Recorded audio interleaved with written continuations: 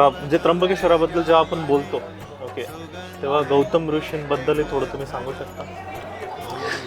गौतम ऋषींबद्दल बोलल्याशिवाय खरं तर त्र्यंबकेश्वराबद्दल बोलणंच चुकीचं आहे. गौतम ऋषी हे न्यायशास्त्राचे प्रवक्ते होते. न्यायशास्त्र संबंध गौतम ऋषींनी तयार केलेला आहे. त्यानंतर ऋग्वेद आणि सामवेदाच्या अनेक अनेक मंत्रांचे द्रष्टे हे गौतम ऋषी होते. त्यांनी खूप घोर तपश्चर्या ह्या ठिकाणी केली. भारतीय संस्कृतीला एक नवे आयाम गौतम ऋषींनी दिलेला आहे. आचार धर्म असू देत, विचार असू देत, विज्ञान असू देत, ह्या सगळ्यांचा समन्वय म्हणजे गौतम ऋषी आहे. गौतम शब्दाचा अर्थ थोडक्यात सांगतो. गो तमहा, ज्याच्या वाणीने अंधकार नाहीसा होतो.